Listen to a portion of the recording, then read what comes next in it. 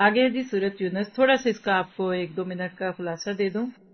اگر آپ پچھلی سورت کے ساتھ اس کا ربط جوڑ کر دیکھ لیں تو سورت توبہ بالکل ڈفرینٹ مزاج کی سورت تھی، اور ادھر آپ کو سورت یونس میں ڈفرینٹ بات دکھے گی، وہ مدنی تھی، یہ مکی سورت ہے. دوسری بات اس کے بارے میں یہ نوٹ کیجئے گا کہ انبیاء کرام کی ان ناموں پہ 5 صورتیں ہیں قرآن میں. ابھی مستقل 3 صورتیں آنے لگی ہیں آگے، پھر بیچ میں ایک آئے گی اور ایک پھر آخر میں آئے گی. اور اسی سورہ یونس میں قوم یونس کا وہ واقعہ بھی آئے گا جس میں توبہ کا ذکر ہے. یہ واحد قوم ہے کہ جس کے اوپر آیا ہوا عذاب اللہ تعالیٰ نے ہٹا دیا تھا، اور اس کے اندر بہت سارا پچھلی صورتوں اور اگلی کے ساتھ ربط ہے جس کا اس وقت موقع نہیں، ہم اس کو بہت ہلکا پھلکا پائیں گے. اب سورۃ توبہ کے بعد اس سورت کا آنا آپ کو پتہ کیسے لگے گا؟ ہیوی میل کے بعد ایک ڈیزرٹ لائٹ سا، اور اس میں پھر وہی مزاج جو مکی صورتوں کا ہے، توحید اور باقی موضوعات جس کو ہم پڑھتے سنتے ہیں.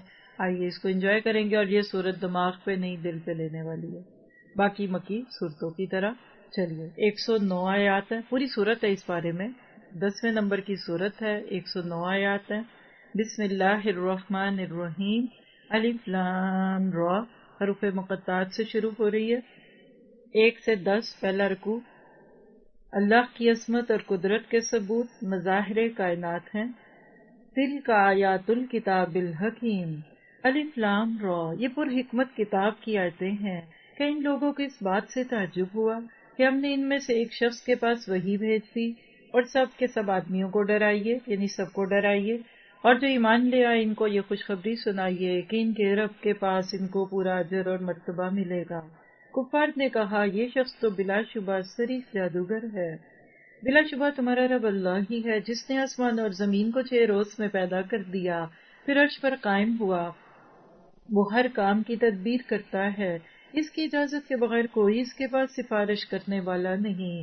ایسا اللہ تمہارا رب ہے، بس تم اس کی عبادت کرو. کیا تم پھر بھی نصیحت نہیں پکڑتے؟ کیا جواب دیں گے اپنے آپ کو؟ پکڑیں گے انشاءاللہ. تم سب کو اللہ ہی کے پاس جانا ہے. اللہ نے سچا وعدہ کر رکھا ہے، بے شک وہی پہلی بار بھی پیدا کرتا ہے، پھر وہی دوبارہ بھی پیدا کرے گا، تاکہ ایسے لوگوں کو جو کہ ایمان لائے اور انہوں نے نیک کام کیے انصاف کے ساتھ جزا دے. اور جن لوگوں نے کفر کیا ان کے واسطے کھولتا ہوا پانی پینے کو ملے گا، اور دردناک عذاب ہوگا ان کے کفر کی وجہ سے. وہ اللہ تعالیٰ ایسا ہے جس نے سورج کو چمکتا ہوا بنایا اور چاند کو نورانی بنایا، اور اس کے لیے منزلیں مقرر کی تاکہ تم برسوں کی گنتی اور حساب معلوم کر لیا کرو. اللہ تعالیٰ نے یہ چیزیں بے فائدہ پیدا نہیں کی، یہ وہ دلائل ہیں، ان کو صاف صاف بتلا رہا ہے جو دانش مند ہے، یعنی عقل والوں کو یہ دلائل دکھتے ہیں. بلا شبہ رات اور دن کے یکے بعد دیگرے، یعنی ایک کے بعد دوسرے کے آنے میں، اور اللہ تعالیٰ نے جو کچھ آسمانوں اور زمین میں پیدا کیا ہے ان سب میں ان لوگوں کے واسطے دلائل ہیں جو اللہ کا ڈر رکھتے ہیں. جن لوگوں کو ہمارے پاس آنے کا یقین نہیں. یہاں ذرا سا نوٹ کیجیے گا، اس صورت میں آپ کو یہ انداز بار بار دکھے گا، ہمیں نہیں ملنا، ہمارے پاس آنے کا کوئی شوق نہیں ہے تمہیں، یعنی محبت کا انداز بھی اور ڈراوا بھی ہے. جن لوگوں کو ہمارے پاس آنے کا یقین نہیں وہ دنیا کی زندگی پر راضی ہو گئے ہیں اور اس میں جی لگا بیٹھے ہیں. اور جو لوگ ہماری آیتوں سے غافل ہیں ایسے لوگوں کا ٹھکانہ ان کے عمل کی وجہ سے دوزخ ہے. یقیناً جو لوگ ایمان لائے اور انہوں نے نیک اعمال کیے، ان کا رب ان کو ان کے ایمان کے سبب ان کے مقصد تک پہنچا دے گا، نعمت کے باغوں میں جن کے نیچے نہریں جاری ہوں گی. ان کے منہ سے یہ بات نکلے گی سبحان اللہ، اور ان کا باہمی سلام یہ ہوگا السلام علیکم، اور ان کی آخری بات یہ ہوگی کہ الحمدللہ رب العالمین، تمام تعریفیں اللہ کے لیے ہیں جو سارے جہاں کا رب ہے. تیسری بار یہ آیت آ رہی ہے، یہ تیسرا موقع ہے، اور جنتیوں کا پہلا کلام آپ نے سن لیا. کیا پتہ چلا؟ ایمان سے متعلق ایک ہی آیت یونس 2. پیغام ماننے کو دل نہ چاہے تو پیغامبر کو جھٹلا دو. لوگوں کا یہی رویہ رہا، مکہ میں لوگوں نے یہی کیا. پھر یونس آیت 4 میں پتہ چلا ایمان والے قیامت کے دن سرخرو ہوں گے. اللہ ہمیں بھی سرخرو کر دے. اور آیت نمبر 9 میں میسج کیا ہے؟ بہت ہی پیارا میسج ہے.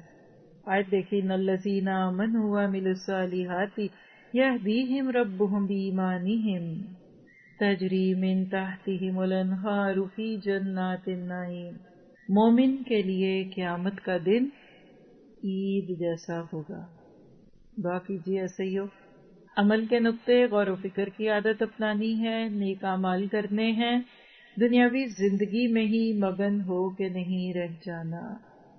موت کا سوچیں تو ڈر لگتا ہے کہ اچھا لگتا ہے. اگر بیچ کا رستہ ہے، خوف بھی ہے. دیکھیں نا، کسی نے وہ رائڈس پہ بیٹھنا ہوتا ہے نا تو ایکسائٹمنٹ بھی ہوتا ہے، لیکن ڈر بھی لگ رہا ہوتا ہے کہ ہائی اتنی اوپر جائے گی رائڈ. کبھی فلائی نہ کیا ہو تو پہلی دفعہ جہاز میں جانے کا ایکسائٹمنٹ بھی ہوتا ہے، لیکن ڈر بھی لگ رہا ہوتا ہے. اگر آپ کی یہ کیفیت ہے نا تو ایمان کی طاقت ہے. اللہ کرے کہ دن بدن ہم تیاری کرتے جائیں، اور تیاری کی ہو تو پھر ڈر سے زیادہ ایکسائٹمنٹ ہوتا ہے. جتنی کم تیاری ہوتی ہے وہ تو پھر مہمان کے آنے کا بھی ڈر لگا ہوتا ہے. قیامت اور موت تو بڑی بات ہے. اللہ ہمیں تیاری کرنے والا بنا دے. رکوع نمبر 2 ہے 11 سے 20، 11 سے 20. انسان کی جلد بازی اور کم عقلی کا بیان. وَلَوْ يُعَجِّلُ اللَّهُ لِلنَّاسِ الشَّرَّ اسْتِعْجَالَهُم بِالْخَيْرِ، اور اگر اللہ لوگوں پر جلدی سے نقصان واقع کر دیا کرتا جس طرح وہ فائدے کے لیے جلدی مچاتے ہیں، تو ان کا وعدہ کبھی کا پورا ہو چکا ہوتا. بس وہ ان لوگوں نے جن کو ہمارے پاس آنے کا یقین نہیں، ان کے حال پر ہم چھوڑ دیتے ہیں کہ اپنی سرکشی میں بھٹکتے رہیں. اب اس کو سنتے ہوئے ذرا سا اپنا کوئی منظر ذہن میں رکھیے گا. کبھی ایسا ہوا آپ کے ساتھ؟ اور جب انسان کو کوئی تکلیف پہنچتی ہے تو وہ ہم کو پکارتا ہے، لیٹے بھی، بیٹھے بھی، کھڑے بھی. آیا کوئی دکھ کا وقت یاد؟ امتحانوں کے دن، کوئی غم کی رات. پھر جب ہم اس کی تکلیف اس سے ہٹا دیتے ہیں تو ایسا ہو جاتا ہے کہ گویا اس نے اپنی تکلیف کے لیے جو اسے پہنچی تھی کبھی ہمیں پکارا ہی نہیں. یہ تو بہت سے مواقع ہوں گے. کام تھا، نکل گیا، تھوڑے سے وظیفے کر لیے، نکل گیا، وقت گزر گیا. سہیلیوں کو بلا کر پڑھ لیا سب کچھ، فارغ ہو گئے. عمرہ کیا، پھر وہ کام ہو گیا جس کے لیے عمرہ کیا تھا. بس اب دیکھیں گے اگلے دفعہ کیا ہوتا ہے. ہمارے ساتھ کوئی ایسا کرے ہمیں کیسا لگے؟ تھوڑی دلی سے ہمیں کوئی آدھے دل سے کپ بھی، ایک پانی کا گلاس بھی دے نا تو ہم بھی نہیں لیتے.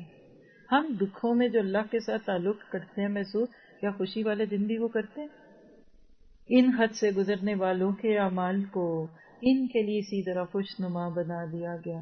کیا ہمارا حال اس بچے کی طرح نہیں جس کو ماں کھلونا دے کہ بچہ خوش ہو کہ میری اور بات مانے، اور بچہ پھر اسی کھلونے سے کھیلنے میں ماں کی بات ہی نہ سنے؟ سو نہیں رہا، پڑھ نہیں رہا، کھا نہیں رہا. ماں کیا کرے گی؟ ایک دن پکڑ کے کھلونا سب چھپا دے گی کہ جب سے یہ گیم تمہارے ہاتھ میں آئی ہے تم میری بات ہی نہیں سن رہے. یہ اللہ کی پکڑ ہوتی ہے.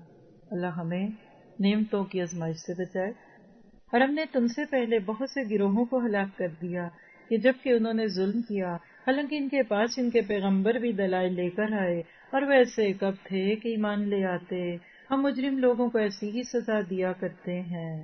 پھر اس کے بعد ہم نے دنیا میں بجائے ان کے تم کو جانشین کیا تاکہ ہم دیکھ لیں کہ تم کس طرح کام کرتے ہو. ہائی لائٹ کریں، یو آر انڈر آبزرویشن. آپ سب کو دیکھا جا رہا ہے، مجھے بھی. اور جب ان کے سامنے ہماری آیتیں پڑھی جاتی ہیں جو بالکل صاف صاف ہیں تو یہ لوگ جن کو ہمارے پاس آنے کی امید نہیں. دوسری بار یہ جملہ آیا اس صورت میں. پوچھئے خود سے، مجھے امید ہے کہ میں اپنے اللہ سے ملاقات کروں گی؟ یوں کہتے ہیں کہ اس کے سوا کوئی دوسرا قرآن لائیے یا اس میں کچھ ترمیم کر دیجئے. یہ ہے آج کے دور کا بھی مسئلہ. بد دل ہو، قرآن کو بدل دو. ہمیں اچھا نہیں لگتا. اتنی مشکل سورۃ توبہ، اتنے مشکل مراحل، غزوہ تبوک جیسے حالات، یہ کرو، سب کچھ دے دو، چینج کرو. آپ دیکھیے دنیا میں کبھی ایسا ہوا کہ لوگ اگر ڈنڈی ماریں تو پھر باٹ ہی بدل دیے جائیں؟ کسی ملک کے قانون کو لوگ نہ مانیں تو وہ کہ اچھا پھر ہم قانون ہی بدل دیتے ہیں. بس ایک جگہ دکان پہ کپڑا بیچتے ہوئے کوئی 2 انچ کم بیچتا ہے، یعنی میٹر کہہ کر گز بیچتا ہے، تو پھر کیا کرے؟ وہ میٹر کو کاٹ کے چھوٹا کر دیں؟ نہیں، ان کو سمجھانا ہے. آج وہ لوگ جو قرآن پہ اعتراض کرتے ہیں نا، ان کا یہی حال ہے. وہ کہتے ہیں قرآن میں سے ہی ٹرم کرو یہ آیتیں، کیونکہ ہم مان نہیں رہے، ساری سود کی آیتیں نکال دو. ہم نے جہاد نہیں کرنا، جہاد کی آیتیں پڑھو ہی نہیں، بتاؤ ہی نہیں. سبحان اللہ. اللہ تعالیٰ نے کیسے ان کا حال پیش کر دیا. آپ صلی اللہ علیہ وسلم یوں کہہ دیجئے کہ مجھے یہ حق نہیں کہ میں اپنی طرف سے اس میں کوئی ترمیم کر دوں. لوگ تو یہ سوچ رہے ہوتے ہیں نا کہ اللہ کے نبی ہیں جو مرضی کریں. کہا میرے پاس رائٹس نہیں ہے اس کے، rights to edit as it is پیش کروں گا، بس میں تو اس کی پیروی کروں گا جو میرے پاس وحی کے ذریعے پہنچا ہے. قرآن کے سارے rights only to read to learn. یہ جملہ لکھ لیجیے، فائدہ ہوگا. اس میں ایڈیٹنگ نہیں ہو سکتی، اس کے اندر کوئی چینجز نہیں کر سکتے، ہائی لائٹ نہیں کر سکتے، ایز اٹ از پیش کیجیے، جیسے ہے ویسے ہی. اگر میں اپنے رب کی نافرمانی کروں تو میں ایک بڑے دن کے عذاب کا اندیشہ رکھتا ہوں. آپ یوں کہیے کہ اگر اللہ کو منظور ہوتا تو میں تم کو وہ پڑھ کر سناتا، اور نہ اللہ تم کو اس کی اطلاع فرماتا، کیونکہ میں اس سے پہلے تو ایک بڑے عمر کے حصے میں تمہارے درمیان رہ چکا ہوں. پھر کیا تم عقل نہیں رکھتے؟ یعنی ایک شخص جو کسی اسکول نہیں گیا، جس کا کوئی استاد نہیں، جس کے ماں باپ بھی دنیا میں اس کے یعنی کہہ لیجیے بچپن میں ہی چلے گئے یا دنیا میں آنے سے پہلے ہی باپ چلا گیا، بتاؤ بھلا آخر وہ اتنی عقل والی باتیں کر رہا ہے تو تمہیں نہیں لگ رہا کہ یہ اللہ نے سکھایا مجھے؟ یعنی اللہ کے نبی کی سچائیاں بتائی جا رہی ہیں. بس اس شخص سے زیادہ کون ظالم ہوگا جو اللہ پر جھوٹ باندھے یا اس کی آیتوں کو جھوٹا بتلائے؟ یقیناً ایسے مجرموں کو اصلاً فلاح نہ ہوگی. اور یہ لوگ اللہ کے سوا ایسی چیزوں کی عبادت کرتے ہیں جو نہ ان کو ضرر پہنچا سکیں اور نہ ان کو نفع پہنچا سکیں، اور کہتے ہیں کہ یہ اللہ کے پاس ہمارے سفارشی ہیں. آپ کہہ دیجئے کیا تم اللہ کو ایسی چیز کی خبر دیتے ہو جو اللہ تعالیٰ کو معلوم ہی نہیں؟ نہ آسمانوں میں اور نہ زمین میں، وہ پاک اور برتر ہے ان لوگوں کے شرک سے. اور تمام لوگ ایک ہی امت کے تھے، پھر انہوں نے اختلاف پیدا کر لیا. اور اگر ایک بات نہ ہوتی جو آپ کے رب کی طرف سے پہلے سے ٹھہر چکی ہے تو جس چیز میں یہ لوگ اختلاف کر رہے ہیں ان کا قطعی فیصلہ ہو چکا ہوتا. اور یہ لوگ یوں کہتے ہیں کہ ان پر ان کے رب کی جانب سے کوئی نشانی کیوں نازل نہیں ہوتی؟ بس آپ فرما دیجئے کہ غیب کی خبر صرف اللہ کو ہے، بس تم بھی منتظر رہو، میں بھی تمہارے ساتھ منتظر ہوں. تم کس چیز کے منتظر رہو؟ کہ دیکھو اسلام کے ساتھ کیا ہوتا ہے، اور میں اس پہ منتظر ہوں کہ تمہارے ساتھ تمہارا رب کیا کرتا ہے. دھمکی کا انداز ہے، ڈانٹ کا انداز ہے. اور آپ ذہن میں رکھیے کہ مکہ کے وہ کیا حالات ہوں گے، کس طرح کی دو ٹوک آیتیں اتر رہی ہیں. عمل کی باتوں میں ایمان کے بارے میں یہاں ایک ہی آیت ہے، یونس 13. اس کا میسج کیا ہے؟ ظلم جب حد سے بڑھتا ہے تو مٹ جاتا ہے. فیتھ ان ایکشن، خوشی اور غم میں اللہ کی حدوں کو قائم رکھنا ہے. نفع اور نقصان کا مالک صرف اللہ ہے، صرف اسی کی بندگی کرنی ہے. اللہ تعالیٰ سے کوئی اچھی سی دعا کیجیے. آگے ہے رکوع نمبر 3، آیت نمبر 21 سے 30. زندگی ایک ڈھلتا سایہ. وَإِذَا ذَقْنَا النَّاسَ رَحْمَةً مِّن بَعْدِ ضَرَّاءَ مَسَّتْهُمْ، اور جب ہم لوگوں کو اس امر کے بعد کہ ان پر کوئی مصیبت پڑ چکی ہو کسی نعمت کا مزہ چکھا دیتے ہیں تو وہ تو فوراً ہی ہماری آیتوں کے بارے میں چالیں چلنے لگتے ہیں. آپ کہہ دیجئے کہ اللہ تعالیٰ چال چلنے میں تم سے زیادہ تیز ہے. بالیقین ہمارے فرشتے تمہاری سب چالوں کو لکھ رہے ہیں. وہ اللہ ایسا ہے کہ تم کو خشکی اور دریا میں چلاتا ہے، یہاں تک کہ جب تم کشتی میں ہوتے ہو اور وہ کشتیاں لوگوں کو موافق ہوا کے ذریعے سے لے کر چلتی ہیں اور وہ لوگ ان سے خوش ہوتے ہیں. ان پر ایک جھونکا سخت ہوا کا آتا ہے اور ہر طرف سے ان پر موجیں اٹھتی چلی آتی ہیں اور وہ سمجھتے ہیں کہ برے آ گھرے. اس وقت سب خالص اعتقاد کر کے اللہ ہی کو پکارتے ہیں کہ اگر تو ہم کو اس سے بچا لے تو ہم ضرور شکر گزار بن جائیں گے. پھر جب اللہ تعالیٰ ان کو بچا لیتا ہے تو فوراً ہی وہ زمین میں ناحق سرکشی کرنے لگتے ہیں. کتنی بڑی حقیقت ہے. کسی نے کہا کہ there was no atheist on Titanic. کیوں؟ کیونکہ جب کشتیاں اور جہاز ڈوبنے لگتے ہیں نا تو اس وقت سب کس کو پکارتے ہیں؟ او گاڈ. چاہے گاڈ کو گوش کہہ دیں، لیکن بس فطرت پہ پڑے ہوئے سارے پردے چھٹ جاتے ہیں آزمائشوں میں. اور پھر اب آگے اگلی آیت کو ذرا تکانوں پہ ڈالیے. انما بغیکم علی انفسکم، سرکشی کی بات ہے. یا ایھا الناس، اے لوگو، یہ تمہاری سرکشی تمہارے ہی لیے وبال ہونے والی ہے. دنیاوی زندگی کے چند فائدے ہیں، پھر ہمارے پاس تم کو آنا ہے، پھر ہم سب تمہارا کیا ہوا تم کو بتلا دیں گے. اس آیت کے اوپر اکثر میرا دل دکھی ہو جاتا ہے. آج ہم اپنی خوشیوں کے موقع پہ عام طور پہ حدوں سے باہر نکلنے لگتے ہیں، انما بغضکم علی انفسکم، اور صرف ایک شادی کی مووی پوری نہیں، اس کے صرف کچھ کلپ آپ دیکھ لیں تو آپ کو یہ آیت سمجھ آئے گی، اور پھر اس کے بعد اس شادی کا جو انجام ہوا اور لوگ کہتے کیوں ہوا، سب کچھ تو اتنا تھا، لوگوں نے یہ کہہ دیا وہ کہہ دیا، اچھا نظر لگ گئی، لیکن سرکشی لگ گئی۔ دیکھیے، نظر لگنے سے زیادہ سرکشیاں لگتی ہیں، کیونکہ وما اصابکم من مصیبۃ الا بما کسبت ایدیکم، زندگی میں خوش ہوئیں لیکن اللہ کو ناراض نہ کریں۔ کیا آج زبان حال سے اکثر لوگ یہ نہیں کہتے کہ خوشی میں نہیں اللہ کو ناراض کریں گے تو اور کب کریں گے؟ تو اللہ ہمیں خوشیوں میں اللہ کو خوش کرنے والا بنائے۔ ہم تو خوشیوں کے موقع پہ گھر کے ملازموں کو بھی خوش رکھنا چاہتے ہیں، پھپھو بھی خوش ہو کے جائیں، خالہ بھی خوش ہو کے جائیں، بس اللہ اور اس کا رسول ناراض ہو جائے۔ سب کو بلانا پسند کرتے ہیں، اور کس کو پسند نہیں کرتے بلانا؟ نہ اللہ کو نہ اللہ والوں کو، کیونکہ وہ تو آ کے کمفرٹیبل ہی نہیں ہوں گے۔ کسی نے کلپ بھیجا، یعنی میری نظر سے گزرا، دنیا کی مہنگی ترین شادی ہوئی، بل گیٹ جیسے لوگوں تک کو اس میں بلایا گیا، جہاز بلائے گئے، وہ کتنے اربوں کی شادی ہے، اور پتہ نہیں ابھی چل ہی رہی تھی یا چل رہی ہے، آگ لگائی جا رہی ہے، پیسے تو کہاں پھینکے کہاں رکھے؟ تو آپ مجھے بتائیے کہ پھر یہ آیتیں نہیں ہیں اس کے بارے میں؟ اور چلے ایک تو خوش ہونا ہے، پھر اس میں جو اللہ کو ناراض کرنے والے کام ہو رہے ہیں، تو انما بغضکم علی انفسکم۔ کبھی سر کھینچنے کو دل کرے نا، اور سر کھینچتا نو میں، سر جھکائیں، یس اللہ آئی ول ڈو اٹ، توفیق تو دے، میں کوشش کروں گی۔ اب آگے دنیا کی زندگی سنیے، life is a feeding shadow. بس دنیا کی زندگی کی حالت تو ایسی ہے کہ جیسے ہم نے آسمان سے پانی برسایا، پھر اس سے زمین کی نباتات جن کو آدمی اور چوپائے کھاتے ہیں خوب گنجان ہو کر نکلی، یہاں تک کہ جب وہ زمین اپنی رونق کا پورا حصہ لے چکی اور اس کی خوب زیبائش ہو گئی، اور اس کے مالکوں نے سمجھ لیا کہ اب ہم اس پر بالکل قابض ہو چکے ہیں، تو دن میں یا رات میں اس پر ہماری طرف سے کوئی حکم عذاب آ پڑا، بس ہم نے اس کو ایسا صاف کر دیا گویا کل وہ موجود ہی نہ تھی۔ ہم اسی طرح آیات کو صاف صاف بیان کرتے ہیں ایسے لوگوں کے لیے جو سوچتے ہیں۔ اور آگے آپ کو ایک انویٹیشن ہے، جانا چاہتے ہیں؟ واللہ یدعوکم الی دار السلام، اور اللہ تعالیٰ سلامتی کے گھر کی طرف تم کو بلاتا ہے، اور جس کو چاہتا ہے راہ راست پر چلنے کی توفیق دیتا ہے۔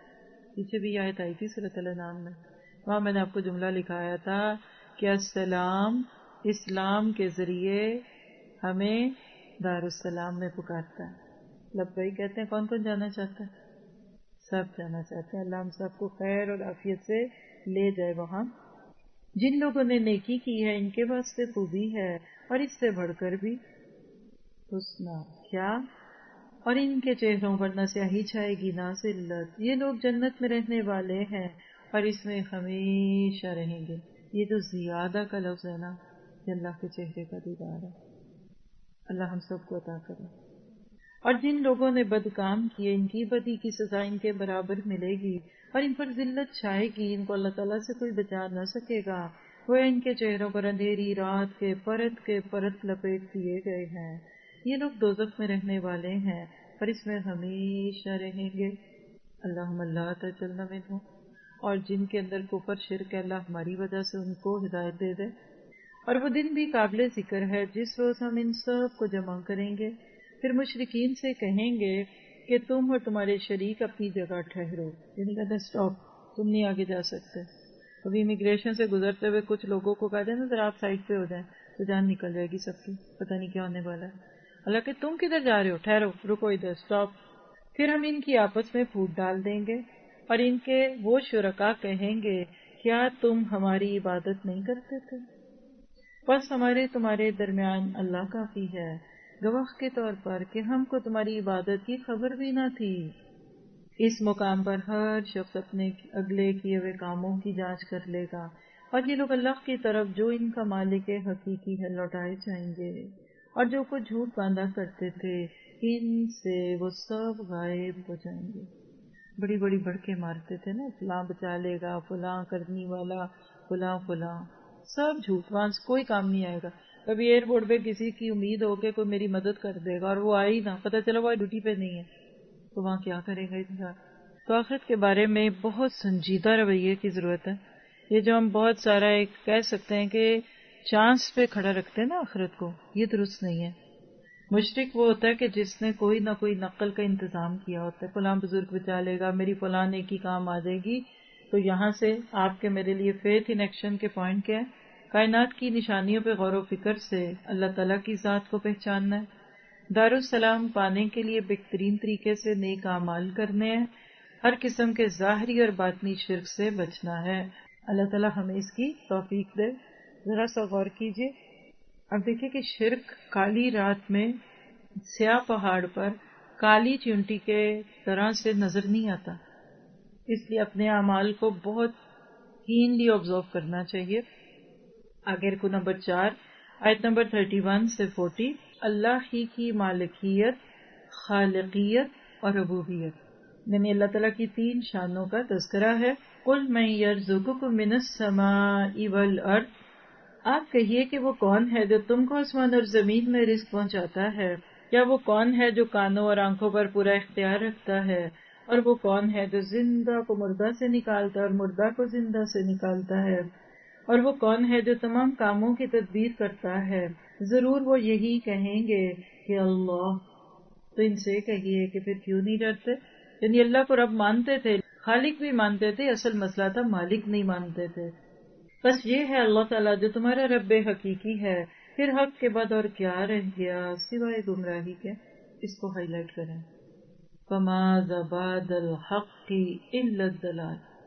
یاد رکھیے سیدھے رستے سے اتریں گے نا تو جدھر مرضی جائیں وہ بھٹکیں گے. حق کو چھوڑنے کے بعد بندہ کبھی حق کے رستے پہ دوبارہ آرام سے نہیں آتا. بہت ساری پگڈنڈیاں نکل آتی ہیں پھر شرک اور کفر کی. اسی طرح آپ کے رب کی یہ بات کہ وہ ایمان نہ لائیں گے تمام فاسق لوگوں کے حق میں ثابت ہو چکی. آپ یوں کہیے کہ کیا تمہارے شرکاء میں کوئی ہے جو پہلی بار پیدا کرے اور پھر دوبارہ بھی پیدا کرنے والا ہو؟ آپ یوں کہیے کہ اللہ ہی پہلی بار پیدا کرتا اور پھر وہی دوبارہ پیدا کرے گا. تم پھر کہاں پھرے جاتے ہو؟ آپ کہیے کہ تمہارے شرکاء میں کوئی ایسا ہے کہ حق کا راستہ بتاتا ہو؟ آپ کہہ دیجئے کہ اللہ ہی حق کا راستہ بتاتا ہے. تو پھر کیا وہ شخص جو حق کا راستہ بتاتا ہو وہ زیادہ اتباع کے لائق ہے یا وہ شخص جس کو بتائے بغیر خود ہی راستہ نہ سوجے؟ بس تم کو کیا ہو گیا ہے کہ تم کیسے فیصلے کرتے ہو؟ اور ان میں سے اکثر لوگ صرف گمان پر چل رہے ہیں. یقیناً گمان حق کی معرفت میں کچھ بھی کام نہیں دے سکتا. یہ جو کچھ کر رہے ہیں یقیناً اللہ کو سب خبر ہے. آپ نے نوٹ کیا کہ اللہ کے نبی سے کہا جا رہا ہے آپ ان سے پوچھیے، آپ ان سے پوچھیے. اس سے پتہ چلتا ہے کہ اللہ ناراض ہے مشرک سے، کلام نہیں کرنا چاہتا. قرآن پاک میں یہ جملہ بھی کئی بار آتا ہے کہ اللہ ان سے کلام نہیں کرے گا. تو ماں جب ناراض ہوتی ہے نا تو ڈانٹتی نہیں، چپ ہو جاتی ہے، اور یہ بڑی سخت ڈانٹ ہوتی ہے. مشرک کے ساتھ اللہ کا یہاں یہی انداز ہے. اور یہ قرآن ایسا نہیں کہ اللہ کی وحی کے بغیر اپنے ہی سے گھڑ لیا گیا ہو، بلکہ یہ تو ان کتابوں کی تصدیق کرنے والا ہے جو اس سے قبل نازل ہو چکی ہیں اور احکام ضروریہ کی تفصیل بیان کرنے والا ہے. اس میں کوئی بات شک ہی نہیں کہ رب العالمین کی طرف سے ہے. کیا یہ لوگ یوں کہتے ہیں کہ آپ نے اس کو گھڑ لیا ہے؟ آپ کہہ دیجئے پھر تم اس کے مثل ایک ہی صورت لاؤ. یعنی اگر میں یہ قرآن لکھ سکتا ہوں تو تم بھی لکھ لو، تم تو میرے سے بھی زیادہ پڑھے لکھے ہو. آپ کہہ دیجئے کہ تم پھر اس کے مثل ایک ہی صورت لاؤ اور جن جن غیر اللہ کو بلا سکو بلا لو اگر تم سچے ہو.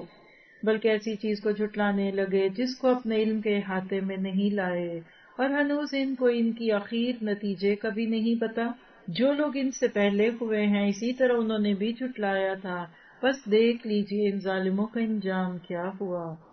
اور ان میں سے بعض ایسے ہیں جو اس پر ایمان لے آئیں گے اور بعض ایسے ہیں کہ اس پر ایمان نہ لائیں گے. اور آپ کا رب فساد کرنے والوں کو خوب جانتا ہے. آپ نے دیکھا مشرکو فساد کہا. فساد کیا ہوتا ہے؟ تعلق بگڑ جانا، انسان کا اپنے رب سے معاملہ خراب ہونے لگے. تو ایمان سے متعلق 2 آیات ہیں اس میں. 33 یونس، اس کا میسج کیا ہے؟ علل اعلان، گناہ کرنے والوں سے ایمان روٹ جاتا ہے. یعنی جو ڈنکے کی چوٹ پہ گناہ کرتے ہیں نا پھر اللہ تعالیٰ ان کے دلوں سے ایمان کو بھی نکال دیتا ہے. 40 یونس، ہدایت پانے کی بنیادی شرط اخلاص نیت ہے. فیتھ ان ایکشن کے پوائنٹ، غیر اللہ کی عبادت نہیں کرنی، رازق صرف اللہ ہے، صرف اسی پہ بھروسہ کرنا ہے، اکثر گمان گمراہیوں کی طرف لے جاتے ہیں، بدگمانی سے بچنا ہے۔ اپنے لیے دعا کریے، اللہ تعالیٰ ہمیں ظاہری باطنی ڈھکے چھپے شرک سے، ابھی تک جب سے سورج شروع ہوئی ہے 40 آیتوں میں صرف شرک کا ٹاپک آیا ہے، اللہ شرک سے سب کو بچا لے۔